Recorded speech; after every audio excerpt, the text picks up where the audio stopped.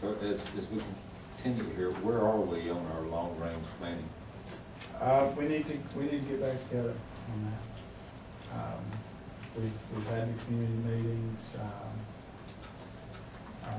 I suspect we'll be reconvening that. One thing I would like to work into that mix is we've operated to this point off this year's state funding allocation.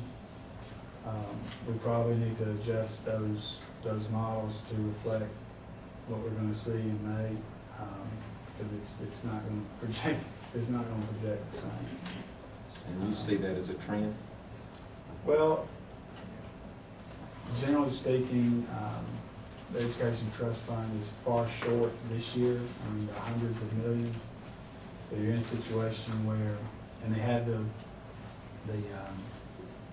amount set aside to fill in that gap this year, which my understanding is for the most part going to be completed.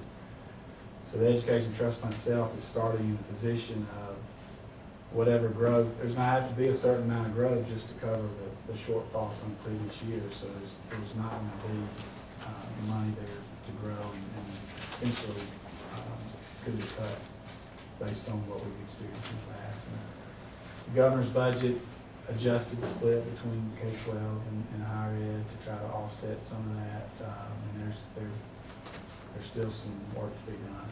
I think I'm guessing 17 or 18 days left in the legislative session, so usually we get our allocations in early to mid-May. So as you go forward to the 2008 budget, when you start working this summer, those are some things you're going to have to really look hard at. Right. Yeah, we got a preliminary look at what the budget would look like given the governor's recommendation, and we could see where the adjustments were made. But we suspect that's a best case scenario at this point in terms of what we end up with. Do you have a date planned for us to reconvene for the can we do that? I don't. I'd like to get it. We can, but I do want to get more of a feel for when we'll get our budget numbers. But we can certainly. Tom's been involved in that, and I'd like him to be in it before we wrap it up. Before I wrap up? I'll call you anyway. But I will say, I know there's a lot of concern. There's a lot of citizens in our, especially on the western side, they're very concerned about the third high school and the direction that our school system would take. But at the same time, we also have other needs as far as maybe another elementary, as we talked about, or middle. So it's not only the third high school, but there's other projects out ahead of us that we have to get. Yeah, and that's one of the issues with this timing thing. I was trying to explain that we're just coming off of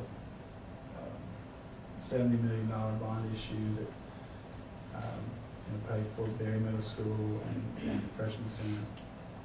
Those if you condense those major financing events too close together, then it can create problems. So that's why I say that we can extend to the bridge and we can better position ourselves for that next step.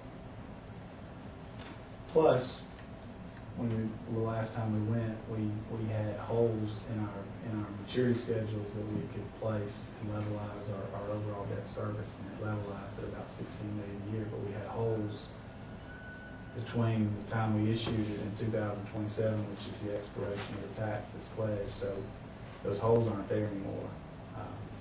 So I think somewhere in the future we're going to be talking about an extension or renewal type election on that tax to create more long-term debt capacity.